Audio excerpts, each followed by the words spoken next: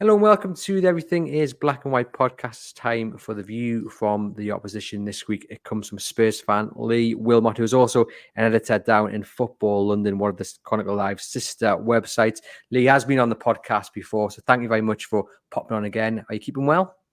Yeah, I'm doing all right, thank you, mate. I should warn you. I was on our Golden Guest podcast a couple of weeks back, and one of my dogs has chronic bronchitis and started coughing towards the end of it.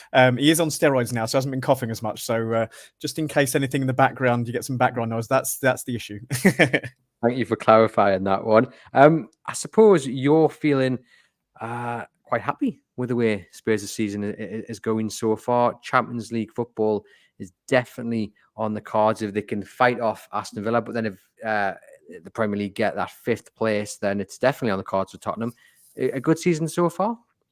Yeah, absolutely. When Ange Postecoglou first came in, no one was quite sure how quickly his methods and his philosophy would get across to the players. So I think we all expected a bit of a slow start, and things went very well right at the very start. It seemed to click straight away. First 10 games, we were unbeaten, and kind of Spurs fans were in dreamland. We've had a bit of an up and down time since then. Injuries have hit us a bit hard. We don't have the strength and depth of the three teams at the top of the table. Obviously, hopefully that will change in the next couple of transfer windows. But yeah, it's been a really positive season, given the 3 years or so that we had under Nuno Espirito Santo and Jose Mourinho and Antonio Conte. The football's much better. The fans are much more positive, which is very rare for Tottenham fans to be positive, but the fans are a lot more positive these days than we normally are. And it's just all because of the kind of breath of fresh air that Ange has brought into the white half of North London this season. So yeah, lots to play for Spurs at the minute. 7 big games to go. We've obviously got to play all of the top 3 in the last 7 games of the season. So I think a lot of Tottenham fans will be looking at this on Saturday thinking we need 3 points against Newcastle, which is not always the case when it comes to Spurs playing Newcastle. Yeah, and especially at St James's Park. You'll need no reminding that the last time no, please don't. Up here, it was 6-1 to Newcastle United, and they were up by quite a few goals very early on. And you look at the form coming into this game, both sides have only lost once in their last 6 games, or last 5 games, sorry, and they've actually lost the same game in that sequence of games as well, which is quite a funny remark. But what do you think Spurs are expecting from Newcastle? Because they've had a bit of an up and down season. Injuries have cost them. They're still costing them. Their squad didn't handle the Champions League. You know, those 3 games in a week, it has blown the squad apart. No new arrivals in January because of the financial fair play and what have you. And they are a little bit unpredictable, shall we say. And you just said there, you know, a lot of fans will be looking at this one as a must win. But does that unpredictability of Newcastle, I suppose they are a little bit more predictable at home, but they still do have that element of, I don't know what's going to turn up. Does that make them hard to plan to play against? Absolutely, yeah. I think from my point of view, I'll be looking at the kind of the resurgence of Harvey Barnes since he's come back from injury, obviously. Anthony Gordon, Alexander Isak. You look at those 3, and as a Spurs fan, if you can, and as a Spurs team, if you can keep them quiet, I think Spurs have got the ability to kind of hurt Newcastle going the other way, essentially.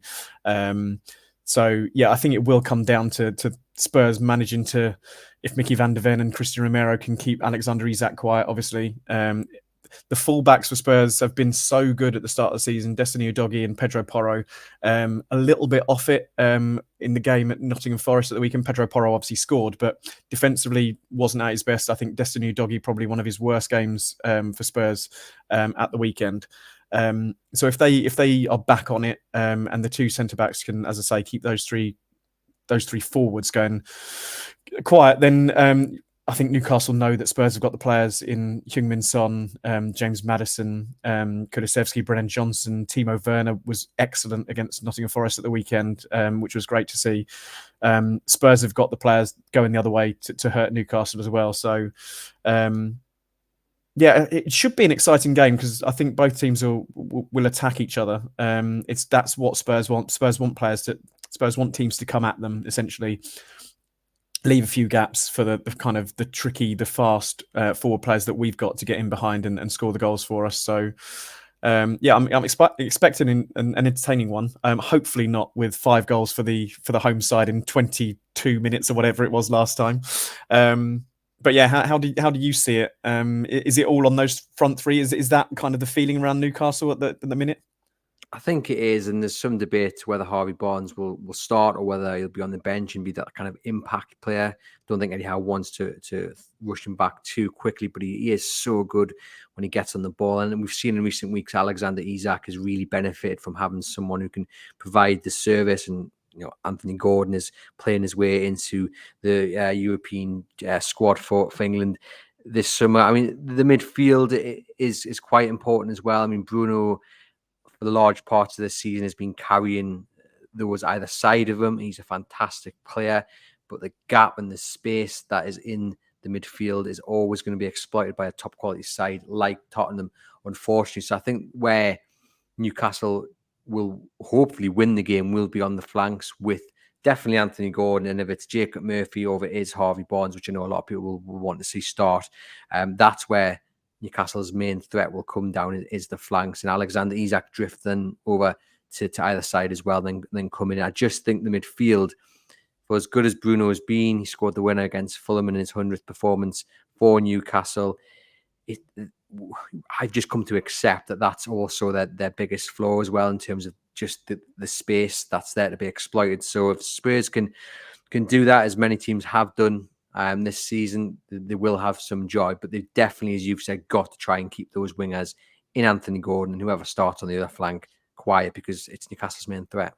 I've done Jacob Murphy a very bad disservice there, haven't I? I've been speaking far too much about Harvey Barnes, and guess especially considering he scored twice in the first 10 minutes against Spurs in that game last season. So, I think it's just because Harvey Barnes has been making the headlines in the last couple of games from coming off the bench, and I think he would be first choice fully fit, wouldn't he? Yeah, definitely. And like I say, I think a large majority of our listeners will want Harvey Barnes to start on Saturday, but I just wonder whether, because he's come back before, he's always had setbacks with this injury, whether Eddie Howe just thinks, okay, we'll rest him, because he didn't start against Fulham. He was on the bench and then he's come off, if I'm not mistaken. Yeah, that's right. Because Anthony Gordon came back in, who was suspended. But yeah, whether he starts or whether he comes off the bench, he's definitely a danger man. He's so quick with the ball. He's really quick when it comes to just doing it. It's just, it's just quick as a flash. He's a really, really good player, and I can't wait to see him fully fit in the colours of Newcastle United. So yeah, it'll be interesting to see if he does start on Saturday. And I guess in terms of it being an entertaining game, Spurs have scored at least once in each of their last 17 Premier League away games against Newcastle. Both sides have scored 65 goals this season. I'm expecting goals. I think the fans will be expecting goals. How are they doing defensively though? Are they a bit more tighter than they were at the start of the season? Because if I'm not mistaken, there was a little bit of criticism that they were kind of gung ho and they couldn't hold on to leads. Is that changed as the season's gone on? I don't think so. No, I think it's just an aspect of how Ange wants to play football. He's quite happy to be open. I think lots of people have spoken about Mickey van der Ven this season and how much we missed him when he was injured with that hamstring injury, and that's going to happen with a player who's got the pace that he has. He's going to pick up hamstring injuries. But even if you're out of position, it's been very rare over the years to think about Spurs being, I'm quite confident defensively. I'm not confident defensively as such during games, but when there's balls in behind the back line, I'm very confident that Mickey van der Ven will kind of pick it up, because purely of the pace that he's got. He can be out of position. Romero can be out of position, and Romero can and Van der Ven can get back and clean up. Essentially, there was one moment against Forest on Sunday where Romero, kind of as he does, can be quite rash at times and try and win the ball high up the pitch, and didn't win it. And then a ball came in behind the defence, and you just watch Mickey van der Ven. It's almost like serenely sprinting in behind and making sure that he's going to get there before the striker. And both Romero and Pedro Porro, just you could see them on the pitch, just hands raised like that. Big applause for Van de Ven coming back. That's what Spurs have got that we haven't always had before. So yeah, they will not gung ho, but they will attack. That's Ange's philosophy. We go and attack, and if we're 1-0 up, why would we stop and hold on to what we've got? Let's go and get 2. Let's go and get 3 if we can. Let's go and get 4. I think that's been the issue of late, that we've not been firing on all cylinders in the final third. So yeah, you just rely on Van de Ven's pace and Romero's reading of the game, essentially. But I have noticed in recent weeks that there are gaps, particularly on our right-hand side. I think Pedro Porro can get drawn in a little bit, maybe a bit more narrow than he should be, and it leaves a little bit of space on the wide left. So that might be something Newcastle target on Saturday. Yeah, music to Anthony Gordon's ears. And that also goes back to the debate about Anthony Gordon, Harvey Barnes, Jacob Murphy, because I think a lot of people feel that Anthony Gordon is less of a player, for want of a better phrase, out on the right wing. Still a very good player, but his best position is out on the left. Whereas Harvey Barnes, if he does start, would have to be out on the left, and you'd switch Gordon over. And, you know, it's whether you kind of sacrifice a little bit of Gordon to get Harvey Barnes in. Some would take that little bit of a sacrifice because you're then bringing in an absolute fantastic player as well. But given that it seems there's a little bit of advantage to be had down that wing, maybe Gordon will start on the left. I've got another stat here, Lee, as well about the goals being scored, and it's Newcastle are one of just 2 teams to have scored in 100% of their Premier League home games this season. The other side is Tottenham, so you can expect goals. And a bit like Spurs, I guess, as you've just referenced there, I think Newcastle's issue of late is that they've just not been clinical enough in front of goal. And some people were saying, well, they scored 4 against West Ham. Yes, they did, but they could have had a few more. Everton, there was wasted chances. Against City in the Cup, there was wasted chances. I think Newcastle United do just need to start putting a few more in the back of the net, and then we'll quickly forget about their defensive flaws. Talk to me about Spurs' away form, because at home, they're absolutely fantastic. On the road, how do they do? Sorry, am I back now? My Wi-Fi had a bit of a moment there. You froze there, but you're back in the room. Yeah. Did you hear what I was talking about when I was saying about Newcastle? You started about a stat, and then I lost you. Did you? I was just saying Newcastle are one of 2 teams to have scored in 100% of their home games in the Premier League this season. Do you know the other team? Oh, the other team I imagine is us, because we've scored in every game under Ange Postecoglou, apart from that 3-0 defeat to Fulham. There you go. It is yourselves, yes. And I think that also kind of just points to the fact that you can expect goals this Saturday. And I was just asking we're building this up for a goalless draw now. Yeah, BT are going to be very disappointed, or TNT, whatever they're called this time around. But on the road, how are Spurs doing? Is it as good at home, or are they a bit hit and miss? It's interesting. I should probably have a look at the stats for kind of the away form table. Let's have a look at the away. I've got it right in front of me here. So we're 5th in the away table. So about where we were, only a point behind Aston Villa in the away table. So it's very similar. I think it's a very similar Tottenham team, whether we play at home or away. Ange Postecoglou is going to get criticised for potentially not having a plan B or a plan C. He plays his style of football and that's it. But it works for him. It has been working for Spurs so far. So why not carry on with it, essentially? So yeah, Newcastle will get the same Tottenham team at St James's Park as you would get at Tottenham Hotspur Stadium, essentially. But is that attacking style also maybe their main weakness, because it does leave them open? Yeah, I think so. Absolutely. We are an open team to play against. It does make for exciting matches of football, and it just depends what style of football fan you are, I suppose. Whether you're happy with that, and the attacking nature of Spurs. It's always been levelled at Spurs, hasn't it, over the last 10, 20, 30 years or so.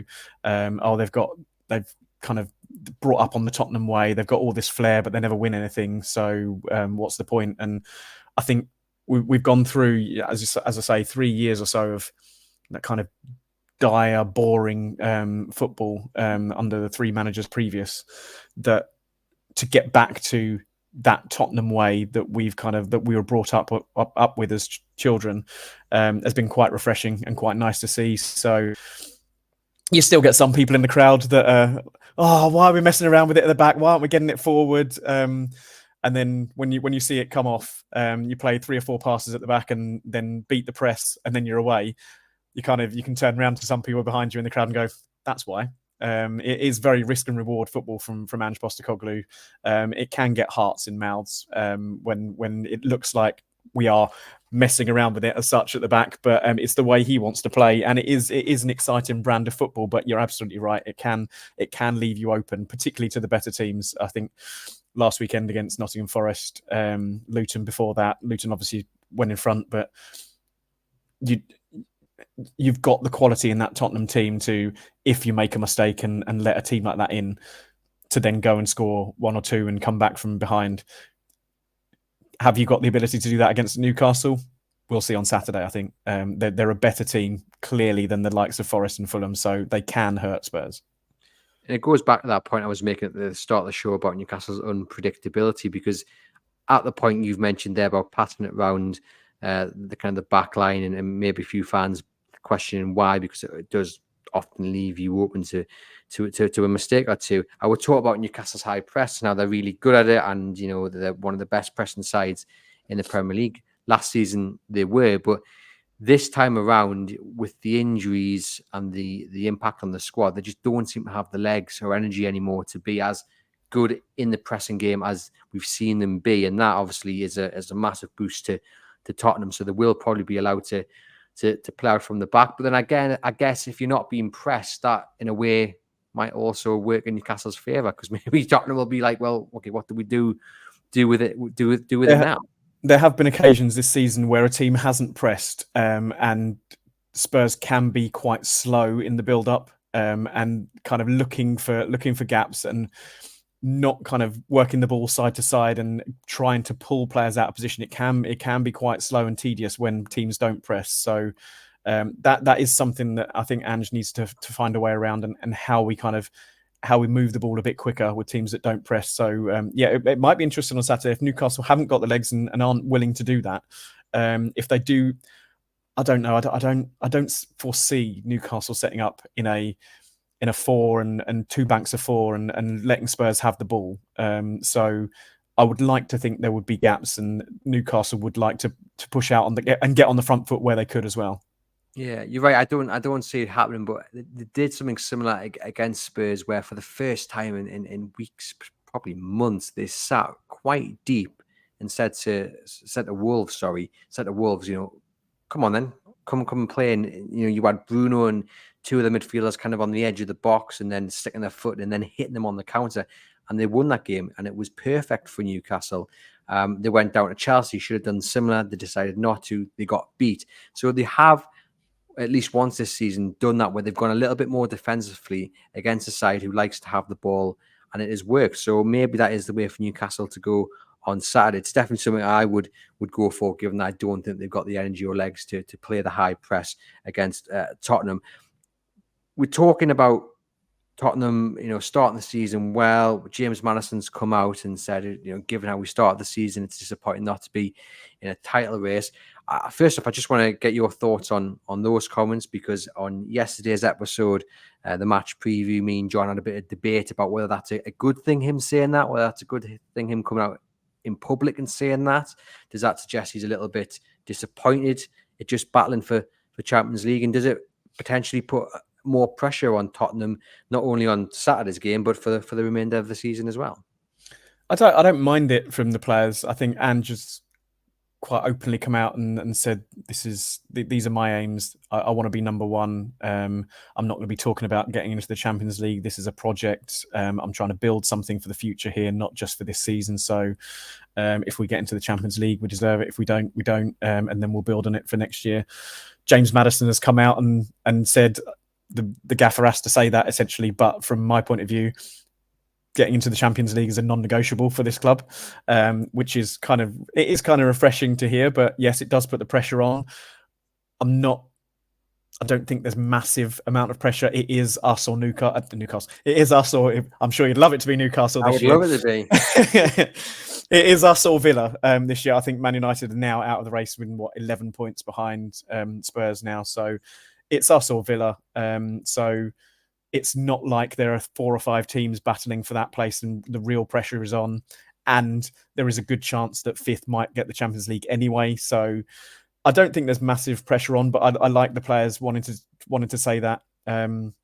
He's absolutely right. Given the start we had to the season, you're hoping and expecting you might be in a title race for the first time in years. But he got injured. Van der Ven got injured. Romero was suspended for a ridiculous red card against Chelsea.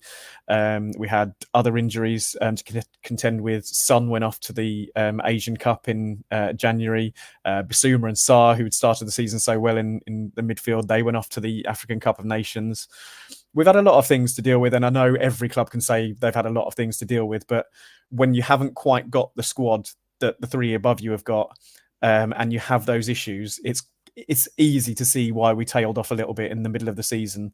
And if we can come good now and give it a good go and finish 4th, then I think most fans will be quite content and see that as a successful season. But yeah, you look at 11 points away. The fact we've lost to Wolves twice this season, that 3-0 defeat to Fulham was awful. West Ham draw a couple of weeks ago, we had all of the ball and couldn't find a way around their defence. And again, every team will look at certain games and go, "Oh, we should have got points here, we should have got points there." But it's like 3 games, and they easily spring to mind. 3 games, 9 points. It's like, well, then we'd be right up there. So yeah, we're not far off it. But yeah, I think we're quite happy at the minute. Oh, grand. Well, I can hear our listeners and viewers shouting at you, Lee, when you talk about injuries and that in your season, because if you look at the team Newcastle could field of the players who are not available to be picked, it is pretty much a first team. It is a very, very good team. The likes of Anthony Gordon and Bruno aside, they've had a horrendous luck with injuries, and I can't wait to see a full squad next season. Hopefully Newcastle back in the picture for Champions League qualification. Well, you're not far off it, are you? Really, in terms of European qualification, the Europa League should be right on the agenda for this year. Yeah, definitely. I think if Newcastle can get at least a point against Tottenham, they've still got to play Manchester United as well, which will be the penultimate game of this season. And then the rest of the run-ins, relatively kind to a certain degree. You know, you've got your Brighton, you've got Sheffield United, you've got Crystal Palace. You know, Newcastle United, it's in their hands to qualify for at least the Europa League. You know, Europa Conference, I wouldn't be turning my nose up at that either. I think it's a competition that you'd want to play in, even though it's not the Champions League, but it's still a good experience and one you could definitely win. So yeah, just to qualify for this season would be amazing, given the injuries that Newcastle have had to deal with. Talk to us about your fears, maybe, of Newcastle. Is there a certain player that you love watching when it's not against Tottenham? I think I spoke right at the very beginning. All those, the 3 that I mentioned at the beginning, I loved Harvey Barnes when he was at Leicester, and I think he's a real talent. He is someone that Spurs were linked with, and I would have loved to have had at Spurs, just because he's just so exciting when he gets on the ball, kind of head down, run at pace, run at defenders, and he's got the skill as well. Anthony Gordon was another. I think I probably mentioned him when we did the last podcast. Was it earlier this season or last season when we last spoke? He was another that Spurs were linked with, that perhaps lost his way a little bit. And what he's done since he's been at Newcastle has been extraordinary. He's kind of pulled himself back from where he was, and to be in that England mix up now is just incredible for him. He's a hell of a talented player. And yeah, Isak. How much did Newcastle pay for Alexander Isak? Off the top of my head, I think was it close to 60 million potentially. There's a lot of raised eyebrows when he did sign for quite a fee, but he's certainly silenced the doubters. I thought he was an excellent player at Sociedad, and I thought it was a great move for Newcastle to bring him in. And there continues to be speculation about him moving on, given whether Newcastle need to save money or bring some money in to conform to FFP and PSR and stuff like that. So I I think that would be a massive loss if he were to leave Newcastle at any point in the next year or so. So yeah, those three. I've always been a big fan of Bruno Guimaraes as well. I think he does the job that no one else wants to do in the middle of the park, essentially, and kind of keeps things ticking over and gets Newcastle moving. Always willing to pick up a yellow card to stop a counter attack. You need one of those players in the team. There's talent across that Newcastle team. It is a shame, really, the number of injuries that the club have had this season, and the fact that you're not up in the top 4 or 5 picture. But I think next season you will be again. There's such a dangerous team. I like Eddie Howe as a manager, which I'm kind of. I realise some fans may not like me saying, but I do like what he does. So yeah, it's going to be a tough proposition on Saturday. Newcastle's always one I'm very wary of. Always wary of going to St James's Park, and I was actually looking at our record at St James's Park, and it's not as bad as I thought in the last 5 or 6 games. I always thought Spurs. It's obviously last season's always plays on my mind, but I think we've won 4 of the last 6 at St James's Park. So. Yeah, it always seems like a daunting prospect, but our record's not quite as bad as I first thought. So I'm going in with a bit more optimism than I initially had this morning, actually. Well, I'll just always kind of take you back to last season in the visit. Yeah, go on. Straight back down. But it's interesting to talk about Bruno because he's had to go 10 games without a booking, and he's managed it up until this point. And if he does not pick a booking up this Saturday, he'll have a clean slate. Picks a booking up, he'll get a 2-game ban. Ironically, I've read somewhere that if he picks 2 bookings up and gets sent off within the game, he'll only serve a 1-game ban, which is ridiculous. But anyway, that's what I read. I should have checked it out before I mentioned it. Yeah. Regardless, big praise for Bruno getting through the last 10 games or so without a yellow card, because as you say, his game is usually sacrificing himself to stop a counter-attack. He can be a mouthy so-and-so. He can get easily wound up. He's very emotional, gets wrapped up in it, loves jumping in the crowd and what have you. He hasn't done that, and he's become a better player because of it, because he's had to be disciplined, he's had to be focused. And what we've seen in recent months, while he's trying to avoid that yellow card, has been nothing short of sensational. He's carried Newcastle through, and hopefully he doesn't fall at the final hurdle, because it would be so Newcastle. I was going to say Basuma or Christian Romero in his face. That could change on Saturday. 2 players that could wind him up. But there we go. The midfield of Spurs is going to be interesting, actually. On Sunday against Forest, Postecoglou started with Pape Sarr and Yves Basuma with Maddison in front of them. And Basuma and Sarr did not have a great first start. They were hooked at half-time. Rodrigo Bentancur and Pierre-Emile Højbjerg came on at half-time, and both the 2 replacements were excellent in the second half. So it'll be interesting to see what midfield Spurs line up with on Saturday against Newcastle. Yeah, and if any Spurs fans, for whatever reason, have stumbled across this podcast, I think Elliot Anderson's the one that just to keep an eye on, a young lad who, again, suffered injury early on in the season. He'll be kicking himself because of all the injuries this season. It would have presented him with a chance, but then he picked up an injury and it fell to Lewis Smiley, the young lad who came in and did brilliantly, and he's now picked up an injury. But anyway, Elliot Anderson is finally fit, and he came and made a difference against Fulham. He's quick on the ball, he's strong.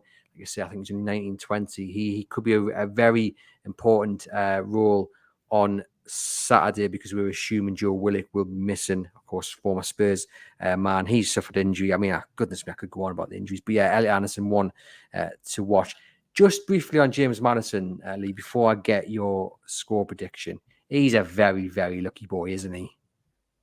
You're gonna say to me, "Oh, I love VAR. VAR's the best thing ever, aren't you?" But what he did against Nottingham Forest to get away with that is an absolute disgrace. It was interesting, to say the least. Yeah. I was in the stands on Sunday, so I didn't know what happened until afterwards, obviously. But yeah, he's he can get wound up. He's one of those players. He knows to expect it, because he's so good on the ball, and he's a talented player. He's one of those players that he's got to expect being fouled during games, because that's just the nature of him trying to keep hold of possession and being the spark that Tottenham have. Ryan Yates did wind him up. I think there is an argument for Ryan Yates being sent off in that game as well, to be fair. But yes, I think he is a little bit lucky. You're absolutely right. I'm not going to defend him too much in that moment. It's indefensible. That's even before I realised, you'd be available to be picked for this game. It didn't necessarily click my mind that Newcastle were next up on the fixture list for Spurs. So I'm not necessarily being biased. I just think it's another terrible move by VAR. But anyway, we could do a whole other podcast on that. You must have done plenty of podcasts on VAR and injuries this season. Oh, too many. But as our listeners know, I love the technology, but the people running it, they can't do the job, and it needs to be sorted. I'm just quickly looking here at Tottenham's home form, away form, in the last 6 games. Only won once, drawn 3, and lost 2, conceded 12, and scored 11. So the last 6 games on the road, not brilliant. No, not brilliant. West Ham 1-1. We were very good against West Ham. That they set up with essentially 6 men in the middle and said try and find a way through us, and we couldn't. There's the way Spurs try and attack. We try to do a lot of getting the ball out to the wide forward and then getting the ball across the box for the other wide forward or the man in the middle to put it in. I know a lot of Spurs fans have got frustrated that we're playing that way, and that seems to be the way we want to attack teams. But it does work quite effectively. There's been a couple of own goals scored because players have been trying to get in front of their man and skewing it into their own goal, essentially. We did that a lot against West Ham and couldn't find a way through because they did set up with, as I say, six players essentially in and around their box, and we couldn't find a way through, which is why it'll be interesting if Newcastle don't press from the front on Saturday, because if they do that like West Ham did, then Tottenham might struggle. But yeah, I don't know. I think a draw would be a good result on Saturday. I could see it being a 2-2, given how both teams are. I think Spurs need to win, given the fixtures we've got coming up. Might eke out a 3-2 or something like that, but I can see it finishing 2-2 between the two clubs on Saturday. I'd take a point, I think, against Tottenham, given where they are. Obviously, they come to St James's Park, which is a fortress, but Newcastle haven't been overly brilliant. Dropping points to Luton, dropping points to Everton, dropping points to Bournemouth. So, it's not perhaps the fortress that we came to know of last season, but still a very difficult place to come. 12:30 kick-off. The crowd will be right behind Newcastle, but I would take a point. Be hoping for 4-3 because Newcastle, of course, have got their own European aspirations. But yeah, a point wouldn't be the worst result in the world, and I think it will be in an entertaining game. There'll be goals in it, but hopefully a positive result for Newcastle. Lee, thank you as always for popping on to the podcast. A pleasure to chat to you all things Tottenham. To you guys watching, hit subscribe, give the video a thumbs up. To you guys listening, hit follow on your podcast platform and leave us a rating and review. Head over to chroniclelive.co.uk for all the build up to this game and live coverage of Newcastle versus Tottenham through our dedicated live blog on Saturday morning.